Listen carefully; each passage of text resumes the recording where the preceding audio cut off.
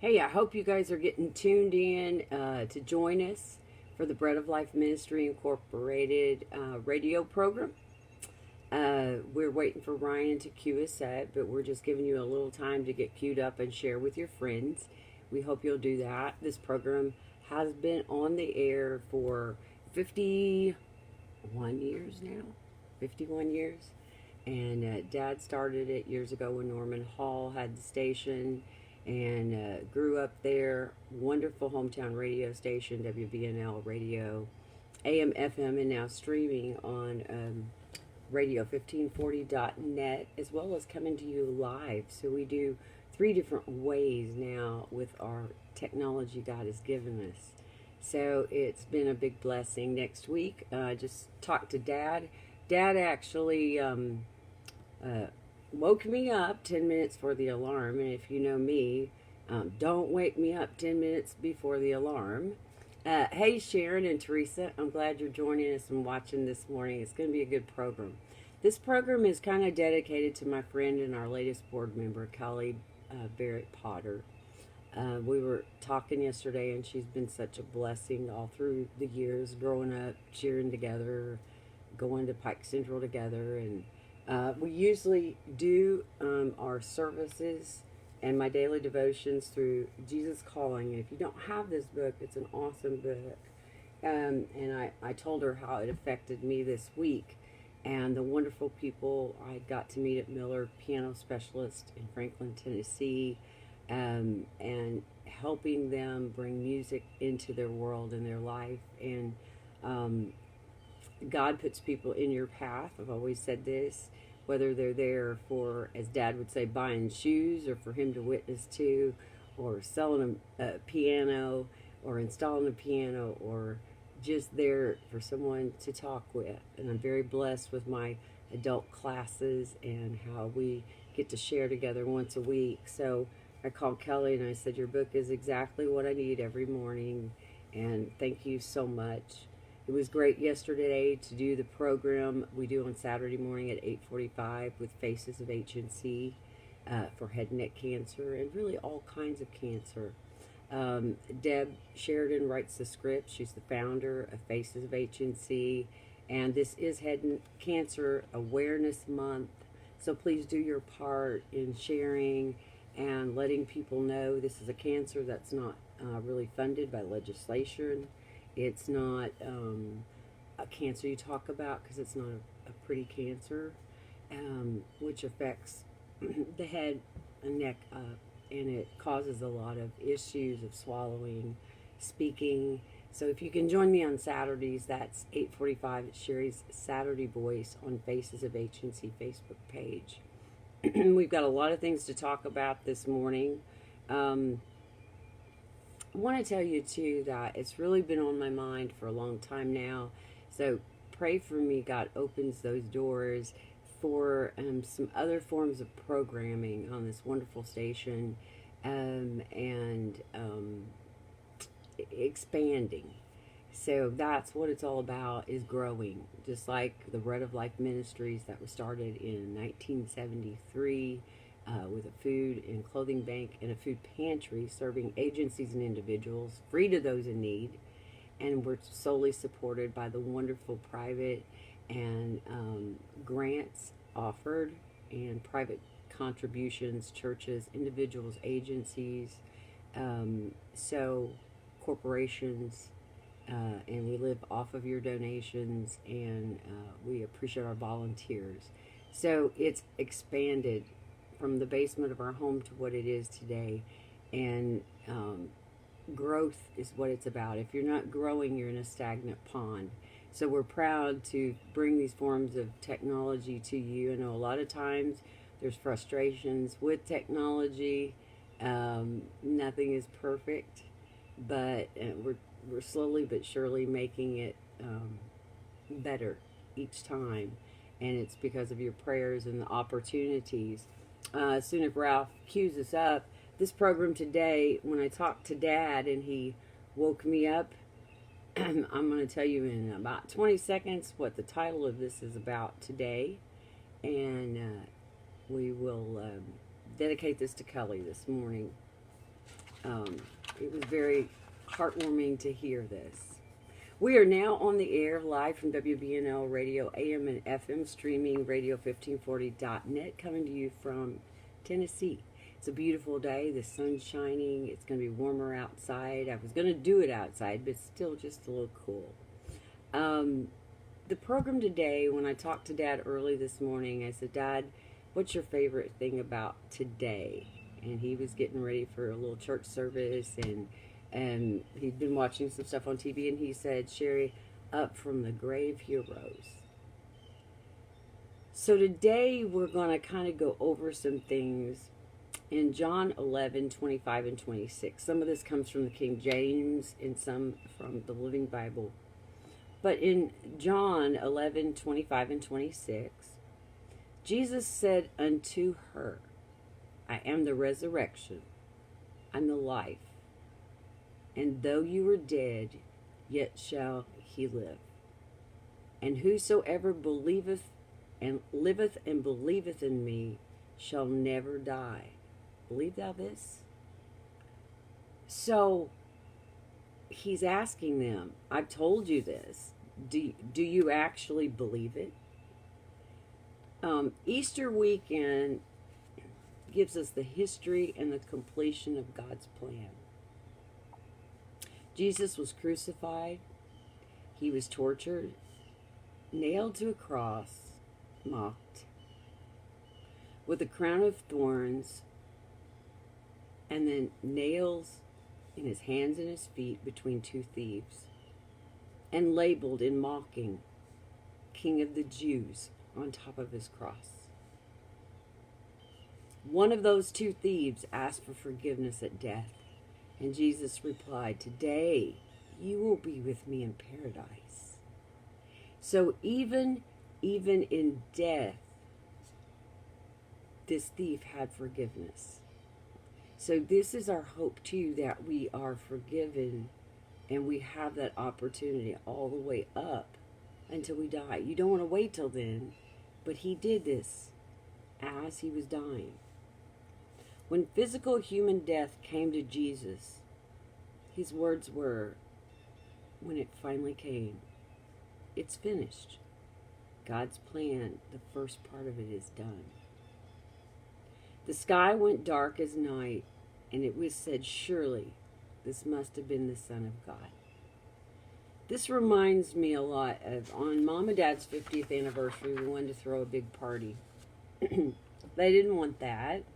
Mom and Dad decided they would come to Tennessee and spend their 50th anniversary with us. So they did, and it was in April 12th. It's coming up their 62nd anniversary. And they came, and Dad had to have his baked potato, and there were some storms in the area that were supposed to be here, and I thought, well, we'll go at 12. They're due about 3. We went to Wendy's, one of his favorite baked potato places, and it was right there on the drag in Murfreesboro, and we ate, and as soon as we got finished, there was glass all around us, and the sky just went black, and it was Good Friday. And I said, let's go get in the car, let's go home. And Mom said, I believe this is probably what it was like when it went black, when Jesus was on the cross. I turned the radio on, and I never have a talk station on, and it just came up and said there's an F5 tornado on the road we were on. And in a panic and in fear, I drove as fast as I could to an underground Goodwill down the street. And I'll never forget Dad going, you're going to kill us before the tornado does. And I could see it on the right of us. And it was probably miles away, but I could see the houses and the things turning in it. And I just knew I had to get to the Goodwill. And being a Carlisle, I parked about 40 miles away and locked Mom in the car. And Dad jumped out. And so we finally got into Goodwill, into safety. And my daughter came straight over there. And at 5, we were blessed that more people didn't die in that tornado. But we were blessed that we found safety there underground. But when the sky turned black, and Mom said that, that's the one thing I'll never forget about that weekend. In the Bible, on the first day of the week, early, the women took spices and went to the tomb. And they did that to preserve and take care of the body. And where he was laid, there was a huge rock rolled in front of it. And in my heart, I kind of think it was not only just like the tomb rock, as we call it, but it was fearful of, he's never going to get out. He is dead, and we put him in here. But when they arrived, the rock was rolled away, and they entered, and the body of Jesus was gone. 2 men or angels appeared to them. The women were frightened. One bowed with her face to the ground. But they said, "Why do you look for the living among the dead?" So many times we go in respect, and we do the graves, and we do the grave sites, and we put flowers on the graves. But those people are not there. That's something we do in remembrance of them. But we have to remember, we're not looking for the living among the dead. These people are already in a better place. He isn't here anymore. God has risen. Remember what Jesus said: the Son of Man must be delivered over to the hands of sinners, be crucified, and on the 3rd day he will be raised again. So they were told this, and instead of really thinking angels, they just saw 2 bodies or figures. So when Mary Magdalene and Joanna, mother of Jesus, and others told the apostles, they ran and told them, they were also in disbelief. These women are seeing things, they're out of their head. They had to see for themselves, and all that was there. And when they went there, all they found were strips of the linen cloth that he wore. But still there was doubt. Mark 16:12 and 13. It said, walking to Emmaus, we were talking about the events when Jesus actually appeared. And they did not recognize him. And he asked, what are you talking about? Tell me what you're talking about.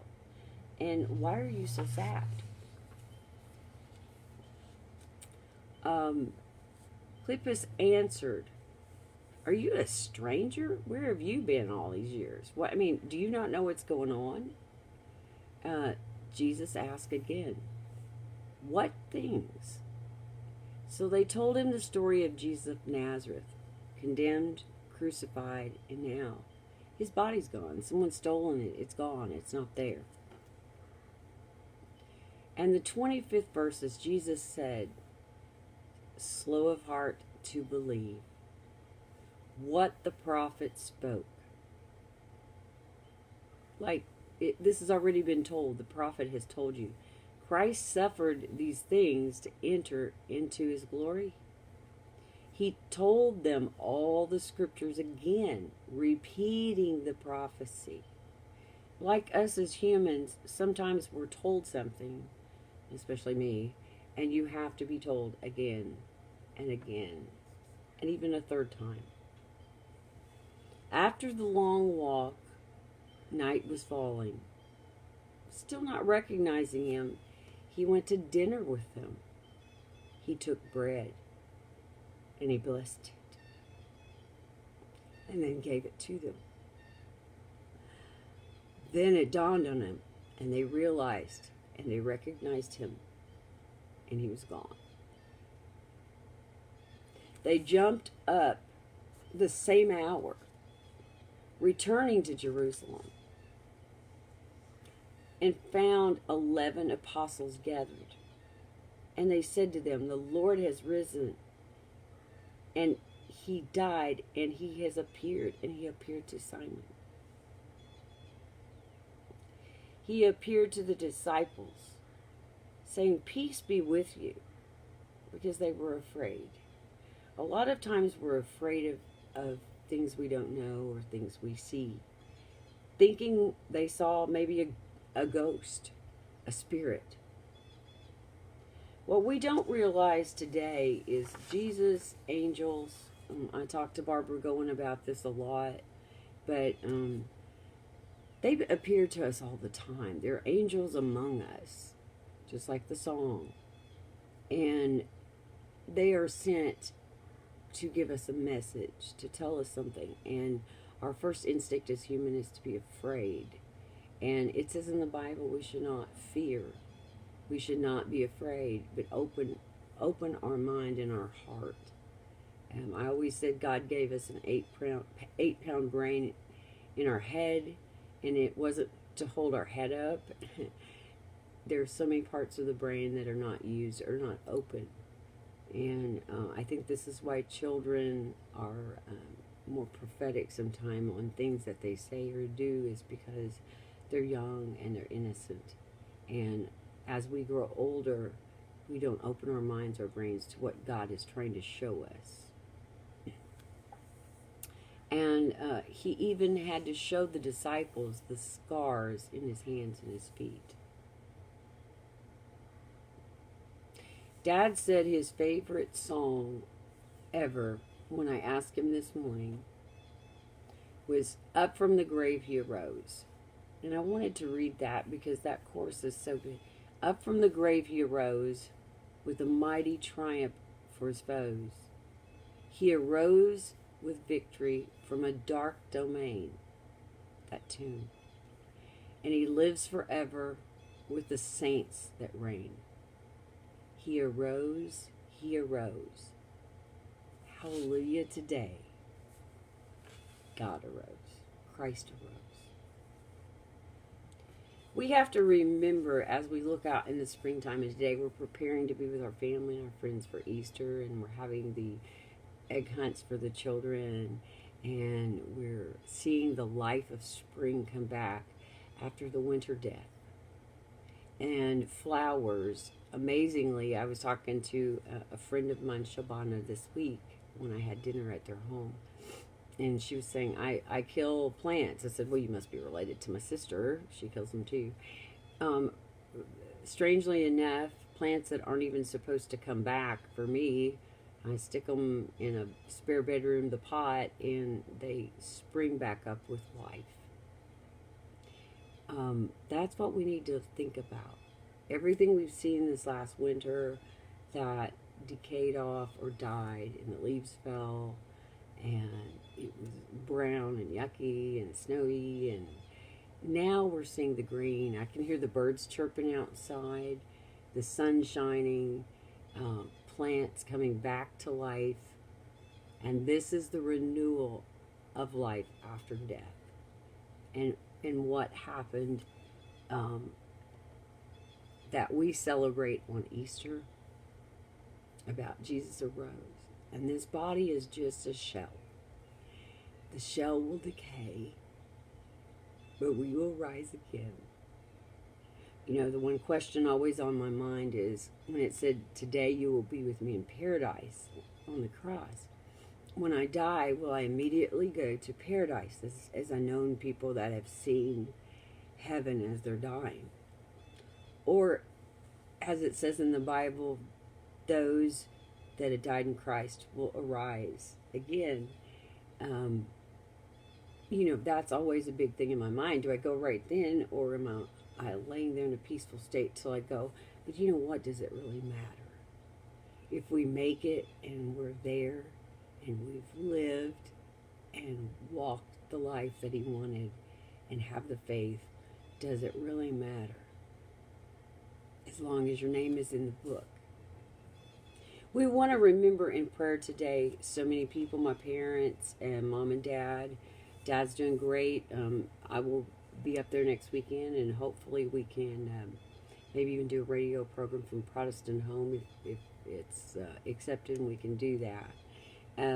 We'd like to remember Ella, my friend Ella, this morning, and I think she's got a birthday coming up. We have 2 Sues.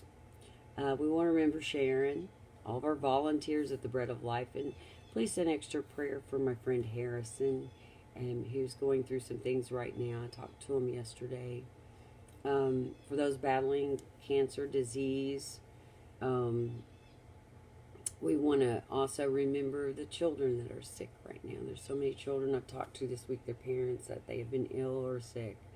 And remember that God answers prayer.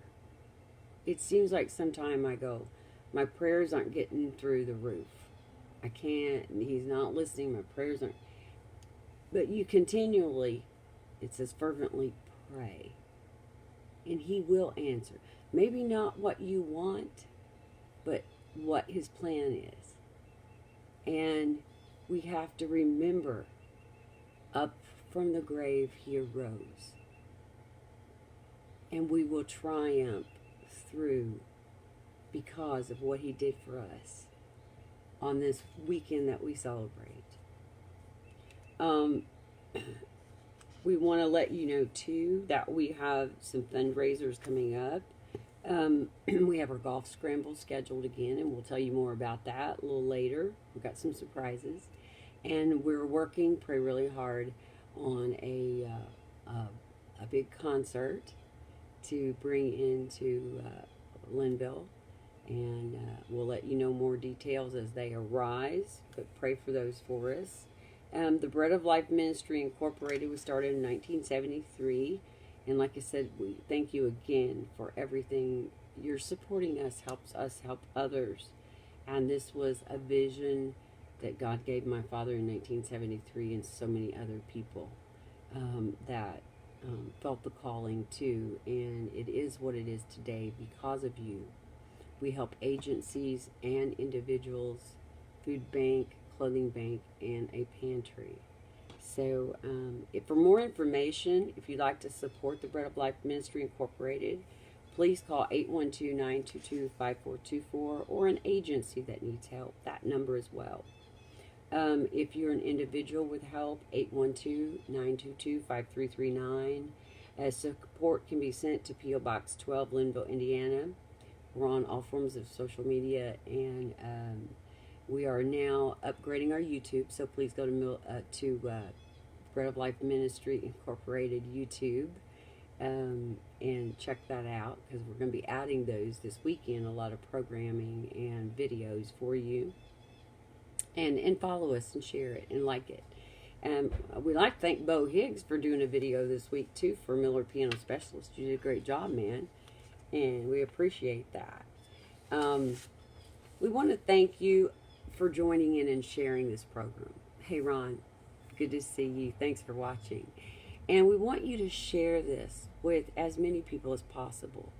This technology is going to so many. On the report I gave this week to the Bread of Life and in our board meeting, you are sharing this with so many countries, so many states, and also the wonderful tri-state area there in southern Indiana and Kentucky. So please share this today and celebrate with your family and friends, but celebrate too that he has risen up from the grave. He arose because of us, and to share there is life beyond this world, and life in a better place. And death is sad to us as humans, but it's a glorious time because they're in a better place, that we'll get to see them again and be with them. And witnessing through my life different funerals and different services, and being so upset. And I remember a dear friend here in Tennessee hugging me, smiling like an angel. And he said, my wife is so much better off. She's in a place I want to be. And he said, don't shed tears. And I wrote a song for my great aunt one time. It said, don't cry for me. And her bags were packed and ready. And we should have our bags packed and ready. Thank you so much. Thank you, WBNL, Ralph, Debbie, Ryan, you're such a saint for putting up with me. We appreciate everything, and we look forward to seeing you next week and Saturday on Sherry's Saturday Voice, and some surprises through the week. So catch our videos. We're going to let Ryan take us out with a song right now. Have a wonderful Easter, and we look forward to seeing you Saturday on Sherry's Saturday Voice and Sunday. Thank you.